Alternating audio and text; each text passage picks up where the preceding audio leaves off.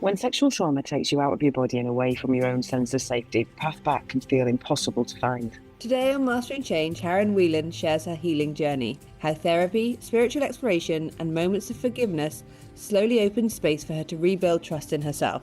We also cover the 21-day awe-based self-love practice she now guides others through, and how awe and gratitude helped her reconnect with her body after her trauma. Let's get into it. Karen Whelan, it's my pleasure to welcome you to the podcast today. Thank you for joining us. Thank you so much, Emma. Thank you, ladies, for having me. I'm really genuinely excited to sit with you and have a beautiful conversation. Yeah. Hi, Karen. Welcome. So, as most of our podcast listeners now already know, we start every podcast with a card game. I've selected a few cards, and on each of these cards there is a prompt, and the idea being that the prompt will lead into a story or a little narrative about you that will help you connect to myself and Emma, who haven't met you before, and also to our audience, so they can get to know a little bit more about you. Stick with this card, which says, a spiritual experience that changed my life, ... Wow, I love that. That is a beautiful question and a very profound invitation, isn't it, to go into a conversation on that. But I love that sacred intelligence that really moves in my world in ways that I can't comprehend. Probably the most powerful spiritual experience I have. So I just want to frame the word God for a moment for me, because I'm going to rob Barry Taylor, the manager of AC/DC. He has a wonderful description of God, and he said, God is the blanket you throw onto the mystery to give it a shape. So for me, I'm going to own that, because I grew up in Ireland, and God for me was this cultural inheritance, and it was an inconvenient indoctrination into a tonality of a man in the sky that I had no relationship with, but I had profound encounterings growing up as a child, always out in nature. That would have been one of my most primal places of encountering the sacredness. And for me, that has been my quest, which is a long way around to coming into what I'm about to share. So I would have come in with a deep, beautiful, sacred heart energy that was always wide open from a very young age. I'm in a place where, you give love unconditionally, and it's not compartmentalized, and it's not about who's deserving of it. And I was so integrated into this incredible, just deep heart-centered love energy that saw me as young as 9 going to the nuns, learning how to sew, because I kept looking at the nuns wanting to know, what is it that they have? I want that closeness that they had. I believed that they had a gateway, an access point into God the sacred. So I joined the sewing club, and then I worked in the Legions of Mary, and I would go visit the elderly people in the home. So I always had this deep sense of something kind of looking into my psyche, or me looking into something psyche, something bigger and beyond myself. So I would say it in a kind of psychotherapeutic way. I had a great safety in my own body. There was no chaos of my psyche. I was just at home, at peace in my own embodiment, and my embodiment was love. And that love energy was what I emanated into the world. So I was so safe. There was no threat out there onto anything.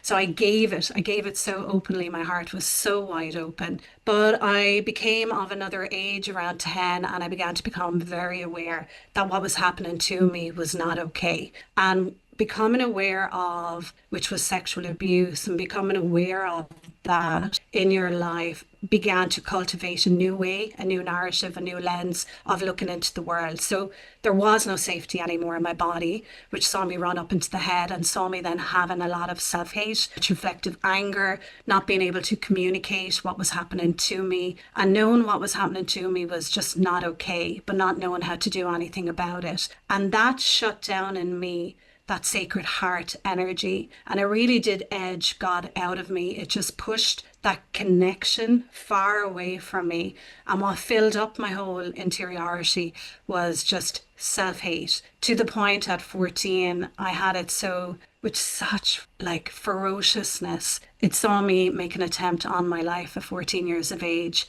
And then I did disclose the sexual abuse. And when you're a beautiful singular little energy and you're having to come into that unified field, which is such a profound story that is going to just change everyone around you and you in it. It was a massive moment in my life, and a very painful moment in my life, because it shattered my family, it shattered my mother, and it created more in me this I'm a problem if I was not here, everything would go away. That led me then to be homeless on the streets for nearly 2 years. And I started to misuse drugs. And again, it was running away from all of the agitation in the body and being in this world with this painful, mudra, I would say, where your middle fingers are sticking up at the world because you just have that hate onto everybody and you are defending against the pain, that vulnerable softness within yourself where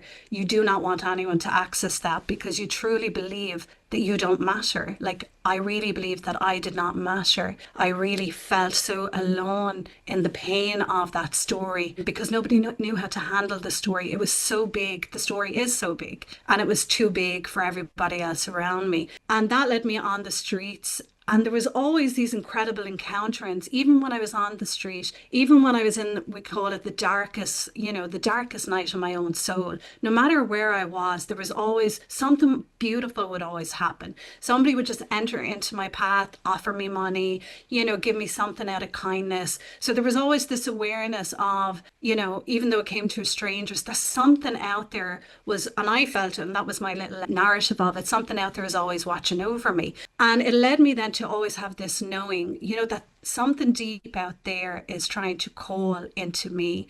So if I was to measure it, if I had a phone, it would be like calling God up and going, okay, what next? Where do I go next? And that led me, that pull or that call led me to walk into a hotel and say, you want me as a cleaner? I'm only 16 at this point. I would be an amazing cleaner. Give us a job. And I was dirty. I'm only off the streets. I was dirty, broken. And the lady looked at me and she kind of frowned a bit and she said, okay, I'll give you a toothbrush and I'll give you a Jif. And if you clean the skirting boards on this floor, I'll consider you for a job. And she went away and she came back 3 hours later and I'm in this beautiful, happy, meditative state, just washing away with my toothbrush, happy for the opportunity. And I got the job. And things happened in the job. I ended up being told, look, don't go upstairs and clean the rooms. Will you set up the room for a conference? And I did. And it was a conference about being an au pair in America. And I sat in the back, drawn to it. And I was like, imagine if I was in America,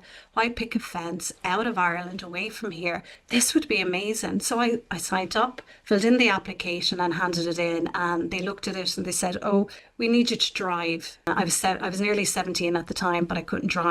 That event led me to telling my mother, oh, I really was going to go to America and be an au pair, to then her saying, wow, the woman I work with, her daughter's in France working as an au pair and she has to come home for college and they're looking for an au pair. Fast forward 2 months, I'm now 17, I'm on a plane and I'm heading to France with no French. And I ended up working for this extraordinary woman called Marie Christine. She would go away every 3 months to be with a priest up in Paris. Now, where we lived was on the border of Geneva in a small tiny little town called Divan. So she would travel 6 hours in a car and she'd stay up with a priest for 3 days, come back. And I didn't realize the gift of her. People in the community would say, yeah, she's a cranial therapist and an osteopath. I did not know what that meant until one day I crashed on the scooter and I cracked my ribs and broke my fingers. And I came back pushing the scooter and it was dripping petrol out of it. And she led me down and put her hands on me. And the moment she put her hands on my head, she knew exactly where to put her hands. And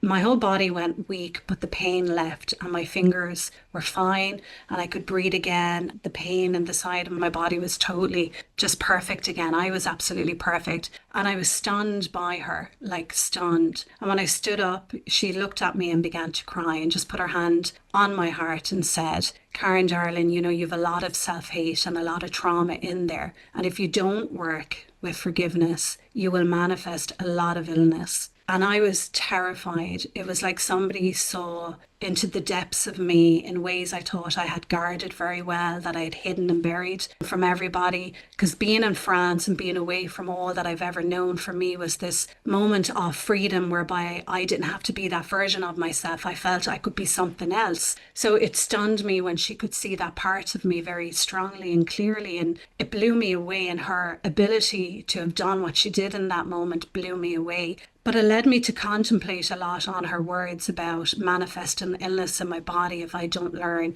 about forgiveness. And I didn't quite know, how do you do that? How do you like move the immovable? How do you stop hating the person who has given you so much pain, who hurt you so much, who was meant to keep you so safe in your world? That nothing was safe. You know, going to bed was not a safe time for me. Having a bath was not a safe time for me. Even doing my homework at the table was not a safe time for me. So I did not know, how do I move past that? How do I offer that person that I hate, that all I want to do is take revenge out on, that I want to hurt the whole time, that occupies me so much in my mental space? But I contemplated on it, and there was a beautiful moment in my contemplation, which is linked to that beautiful question you asked. We're just sitting there contemplating. At this point, we were in the Caribbean. The family would take the kids out of school after Christmas and they'd go somewhere tropical for a month. And we were in the Caribbean. So again, here we have this young girl from a socially disadvantaged background being brought into this beauty again. And, you know, the landscape and the vibrancy of Guadeloupe and the Caribbean, it just again opened my heart up. This new terrain, the beauty, you know, this sense of there's more out there. There's more in this world than I can ever comprehend. And I just sat into that contemplation and sitting there just looking out on that horizon. And I know a lot of people, and I'm very connected to water as a shaman. Water energy for me means everything. It's, you know, the emotion, the consciousness of water. So when I sit near water, I go into this deep self-inquiry. It just becomes the self-hypnotized way of being around water. And just sitting there, again, this beautiful of dropping down under the chaos of my mind and dropping into this, what I would now articulate as this pure place, this purity within my own essence, really, more so. Maybe, you know, if you want to put poetry onto it, like that soul essence of who you are, that you were always born with, that's always there. I know in beautiful other, because I've researched this, in other beautiful cultures, they call it the Atma, the part you cannot be wetted by water or burnt by fire. But from that place, and I will call it that sacred heart energy, that, you know, that part behind the physical heart, you know, a knowing came through, a knowing of what to do. And the knowing knew, write a letter to your abuser. Write, just write. Don't try and think it. Don't overanalyze it. Don't use your IQ. Just write. And I did, and I wrote and I wrote. And in the letter, I wrote, you know, to them saying, you know, I will never forgive and I will never forget what has happened to me. I will never forget it, but I'm willing to start to try and forgive it. I don't want this pain anymore, because I could see in me that I was holding this, that I believed that my self-hate and my hate of them was keeping them far away from me. But actually I was so consumed in the energy of always thinking about it. So I wrote the letter, went to a little shop, licked about 30 stamps to make sure it would get from the Caribbean all the way back to Ireland. And a few weeks later, you know, my mother said to me, I don't know what you wrote in that letter, but I can hear them opening the papers, the letter every night in the room, and I can hear them crying. For me in that moment, it made me feel like they have a part of them that feels remorse for what they actually did, because I heard they were crying. So that sat with me. And then within a few more weeks of being in France, I was there close to over a year, I became pregnant. I was 18 at the time and I fell in love with a gorgeous French guy. He was 27 at the time, and I became pregnant, and we decided that I'd have my son in Ireland because they pay taxes in France at the end of the year. So I said, I'll come home, have the baby, he'll come over and we'll head back. 3 weeks before I gave birth, he wrote me a letter to apologise, to say, look, I hope your family will take great care of you. So I'm now faced with this reality that I'm back in a family that I didn't want to be back in. This family was, you know, the very energy I had ran away from, and I had loved my life in France. So I'm faced with this reality of I'm 3 weeks away from having a baby. Oh my God, how am I going to do this? How do I take care of this tiny baby? Now I'm aware of no money. I'm only 19 and all of that safety again is gone. But I do it. You know, that's the power of the human spirit in all of us when we're faced with such adversity. I do it. I give birth to a beautiful boy, and I always say I gave birth to something profound in me. And when I was living alone with Aaron, one day my abuser knocked at the door. and I let him in, and he had food for me from my mother because they were aware I was struggling as a single mother on a low income. And this energy of why me, like why me, would burn away in the solar plexus of my body, that gut energy, like why. And this is the probably, to answer you both, this is probably the most profound spiritual encounter and I can genuinely offer. I sit there and I look at him and the rage burns in me, and I just said, like, why? Like, why me? Why did you do what you did to me? Like, why? It robbed me of everything, and it really did. It was a weekly occurrence. It was never safe in my home. I was never safe. And this is a man that you're in conflict with because you want to love them. So there's that, oil and water energy of hating, really hating and being so angry, and then also feeling the guilt of hate because of who they are. But I really hated him, and I asked, why? Why would you do what you did to me? And it was an extraordinary moment. It almost was like they had no choice but to meet that aspect of themselves in that inquiry and in that question. So I spoke to the guards and I spoke to social workers, and it was all outed in the community. And I struggled with, do I incarcerate him? What do I do? And everyone got involved. Everyone tried to control what the 14-year-old did. So that's why the 14-year-old shut down and went, I'm the problem, because I had no sense of what I need matters. It was all about the grown-ups and what they wanted me to do and their mattering. So here I am. I'm only now I'm 20, and I'm looking at my abuser who has abused me for 14 years. And the power of that, to be so terrified of this person and to sit in your fear, even though you want to vomit, even though you want to run, but to face the energy that you've been so afraid of your whole life. And then to see that energy come out of that power dynamic of, and to come down or come up, maybe I came up whatever way, but we began to meet in a real place. And the real place was, it opened him up to, he shared about his own childhood trauma, of his own, energy of rape and the abuse that he encountered.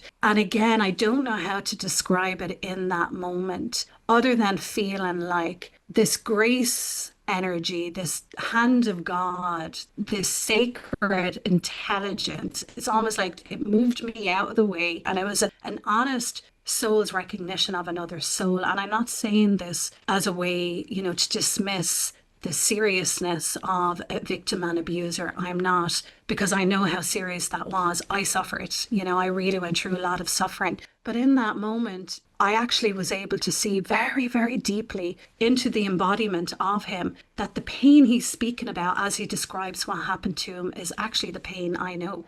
I know this.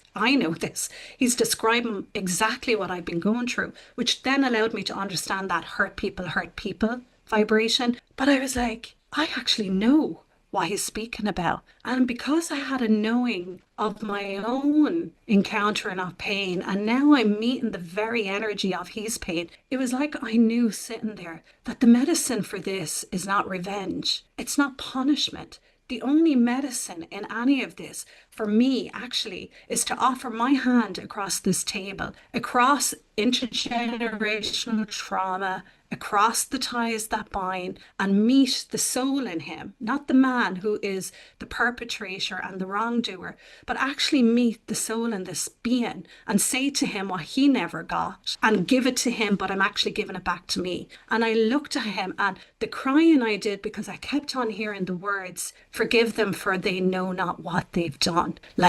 And when I say that to you, it does that to me still today, where my heart just goes, wow. I kept hearing that on this side of me. Forgive them, for they know not what they've done. And that was it. I just reached my hand across and I looked him in the eyes, and I meant it with every fibre of my being. I said, I forgive you. I truly forgive you. I forgive you, for you know not what you have done. And in that moment of saying that, the unshackling feeling I had sitting there, I was no longer a hostage to my own trauma story, my pain. It just felt like I became more of this energy where I could feel this vastness in me for something sacred to enter. So like a host to the sacredness around me did expose what had happened. He had gone and spoke, because back then I'm 47. I spoke out at 14. So if we jump back in timelines, you know, the schools were still opened, the laundry schools. I came home pregnant.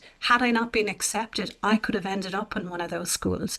This was the cultural arch, just to frame it. You know, sexual abuse was massive in Ireland at the time. You don't talk about things. You keep everything quiet and within the family. So for me, it was this whole going up against a cultural identity and doing something unimaginable with it through that sacred heart energy, through that sacred, you know, and I believe spirituality for me is actually letting that sacred intelligence be known and being more visible in our world, rather than it being this unpredictable visit that we encounter every now and then. It's like you open yourself up to recognize there's something more holier in existence all around us. But after I actually did what I did, he went to, we'll call him a specialist in sexual abuse in Dublin, a Dr. Art O'Connor, and he went to him for over 10 years.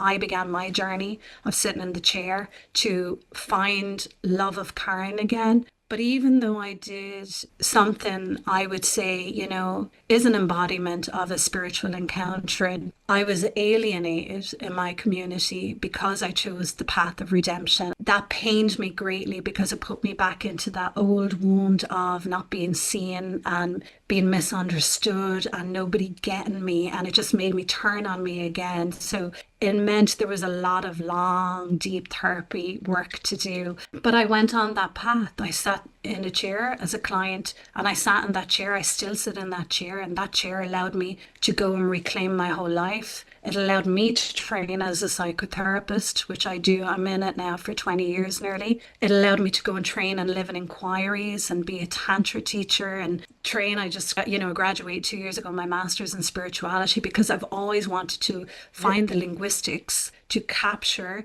exactly what it is that I did from a very pure, natural place. It wasn't a conditioned response to a very toxic encountering. It was going beyond the conditioned personality in me and finding something more probably unlanguageable, I would say. You know, it's, you know, when you try to language something, you kind of lose that resonance to what it is, and in the most beautiful way. So that shoved me into doing the master's in spirituality because I wanted to understand it. I really wanted to understand it, which led me to do my whole research on, you know, self-love as a spiritual practice to open the sacred heart for connection with God, because I was fascinated to understand myself through that lens, which allowed me then to go and journey as a shamanic medicine woman. So how has spirituality impacted upon me? I can't just answer that just so simply. You've gotten the inner soul landscape of me by just asking that question, you know? Yeah. So there we go in that. I guess the first thing is to thank you for the eloquence and I mean, it's such a difficult story, but it was told so beautifully and with such light. And I mean, I know we were both definitely captivated. I guess I'm intrigued as to that innate wisdom was how I would, you know, that kind of sense of intrinsic knowing, you know, trusting that inner guide, that thing that can't be rash. It's not the easy to be rational. Like, how do you encourage people? Because I think, you know, that's definitely something that I can subscribe to, is that we need to get back to more people being in tune, aligned, open, listening, all of this language that we talk about, which stops the conditioning and makes us reflect onto something more deeper, more, like you said, more intrinsic. How do you do that? You're obviously, that comes very naturally. You've had moments of it coming to you very naturally, but I'm sure there's a nurture thing as well. You've been able to nurture that ability over time.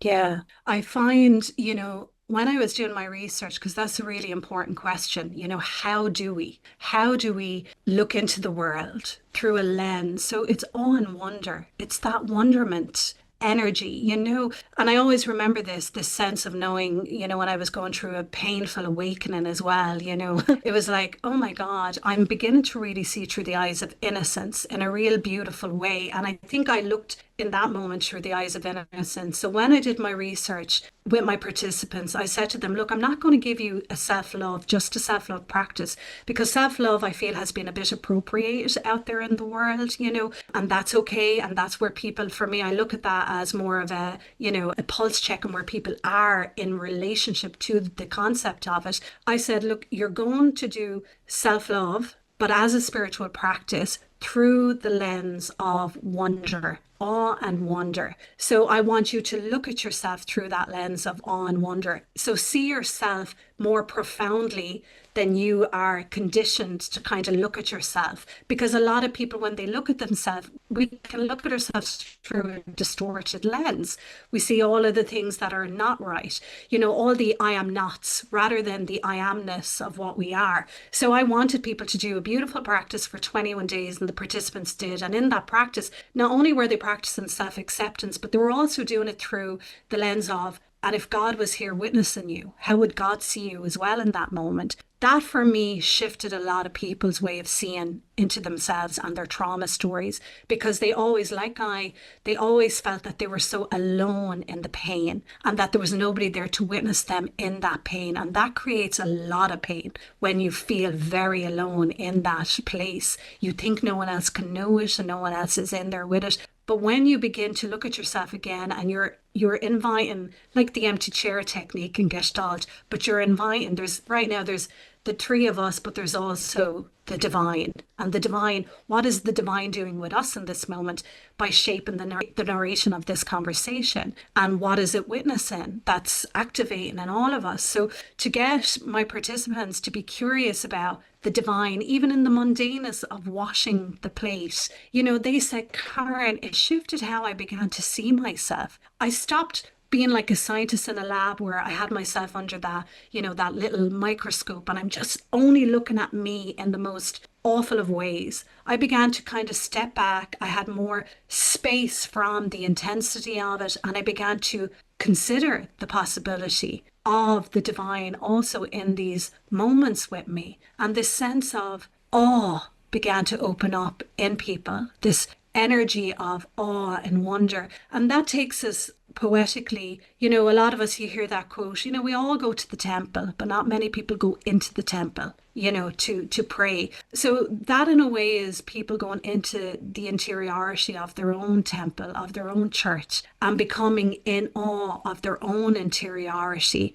rather than, and I love this quote, there's a God-shaped hole that only God can fill. In other words, there is this wisdom that the world out there and the material world cannot fill inside of you the aspect of you that only you can fill by going in. And I love it, the way out is the way in. It's a brilliant line out of a song. By you going into the wonderment of what you are, because you are the mystery. You are an incarnation expression of this sacred intelligence. And when you invite people to think that way, it stops being a, itifying. It stops being an I-it. It starts to feel more like the I-thou exchange. In that I-thou, which I've encountered for myself, where you feel at peace, which is very important, the safety of self in your own body, that connection with your own self-agency, and you feel safe with who it is that you are. The world out there cannot command you. Nothing out there can command you. And if you can stay in contact with that and be in that place, for me then, I have encountered it absolutely allows more space for that sacredness to be known and love. Like I cannot not but not look at nature with pure love of nature. I cannot not but look at things more from a lens of being in awe of it, rather than through which I've done, where I would have a lot of fear of everything around me. And so I hope that kind of answers it for you in a way. Yeah, it really does, and we've talked about because I just wanted to jump in with the awe piece, because I've done a lot of, I don't know, have you ever heard of a guy called, he's a psychology professor, research professor at Berkeley, called Keltner. Have you ever heard of Dasha Keltner? No. A lot of incredible studies and written a lot of books. His most recent book is called, hang on a second, what is it? It's just called Awe, The New Science of Everyday Wonder and How It Can Transform Your Life. And he's basically done all of this research around it about how to find happiness and how to find peace and, like you say, safety, and it is through this idea of awe. And I really resonate with that, and the fact that, you know, certainly with nature and being outside and being immersed in something that makes me feel like there is definitely something greater than myself. And I think nature is a really good representation of that. But what dad also says is this idea, it's also this idea that it only needs to take, you know, 30 seconds a day where you awestruck by something, which can be really anywhere at any point, especially in nature, that can help change those neural pathways in your brain to give yourself more peace and happiness. But what I really also liked, that what you were saying, Karen, which I hadn't come across, and haven't come across in dad's work yet, maybe it is there, but is this idea of self-awe. I know, and it kind of comes, the self-love stuff, like you say, has been appropriated, and there's lots of ideas of self-love. And I think, like you, it's like, well, I'm not sure how I feel about it, but actually, you know, and I've understood it more when it comes to like gratitude. And Emma talks about it sometimes with like gratitude for our bodies, for bearing children and being able to, you know, cope under intense pressure and strain that we put them under. And I think sometimes I can do that, but I actually haven't looked at my body with awe before. And I think that's quite a nice thing to do with my body, but other parts of myself, you know, like the things that I do, my brain as well. My brain is freaking amazing. So somebody once taught me about in the shower, like, because I have had still have huge body image issues, but that thing in the shower of just like, when you wash that part of your body, thank it for something that it's done, you know, like be like respectful of, because there was a huge disconnect for me. And that ability just to take those small moments, like you said, when you're doing the dishes, just the fact that you can do that ritual. I just think for me, it's so exciting because the concept of awe and wonder is something that makes something that's quite divisive and a little bit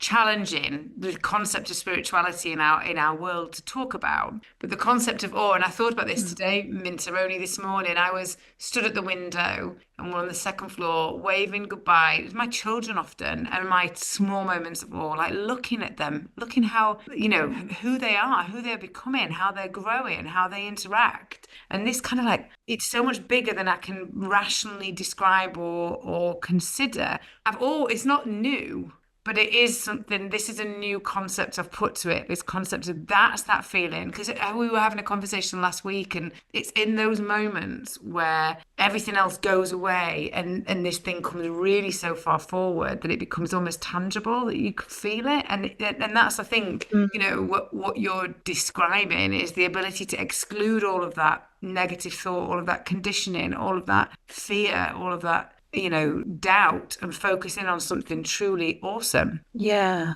And even like, you know, it took me a long time to move out of my, you know, my relationship with my trauma story and begin to be able to see and look at Karen, the person who actually went through what she went through. And I am in awe of her. Whereas before I saw her as broken, as a victim, I had my victim consciousness energy, you know, and I don't judge any of that. I don't want to, you know, ever bypass and spiritually bypass anything like that. For me, it's like, you know, and you hear people say you live in the perfect world of duality. And somehow I've had to meet the most ugliest of things in my life. And because I had to go into what was most gross in my life, I am in awe of the purity of the spirit of Karen that allowed herself in moments to look into this world in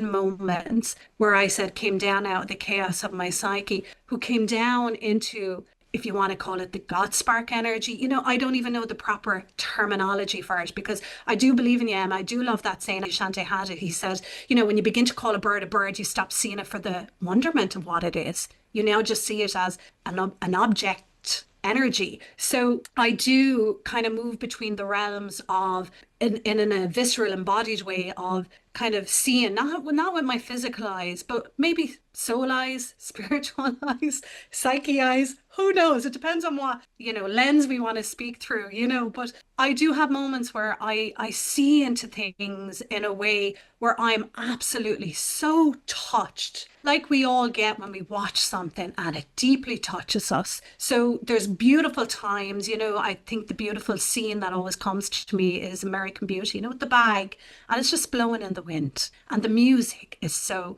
poignant, and the lens of it and the capturing of it, it touches and accesses a part in us that's unexplainable, unlanguageable, and so expansive. And we try and shove it through our human experience, and we lose through the humanness of ourselves. So it's, for me, awe is the bridge between the human knowing and the divine encountering. I do see it as that wholeheartedly. And I love that, what you say about our bodies, because the work of being, under such pain with sexual abuse and hating my own physical body as a woman, like when I trained as a Tantra teacher, I had to sit with a mirror in front of my yoni. So the part of my body that I had great terror around because so much trauma happened to that sacred part of my body, I did not like in a relationship. I did not like intimacy in that way. I had no intimacy with my own body because I was so disassociated from it.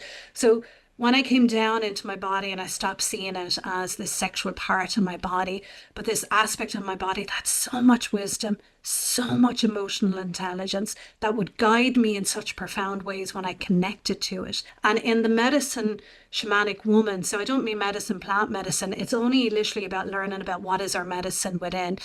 They do, which I've learned from the older sisters, what's called the closing of the bones. So when I learned that, I was blown away again by women. It's an old ancient way where you mummify a woman up with 9 scarves, you bind their whole body, they're so contained. They did this when the woman gave birth because the life force energy, so it wouldn't leave the body so quickly. It would gather up the energy, realign the body, center a woman.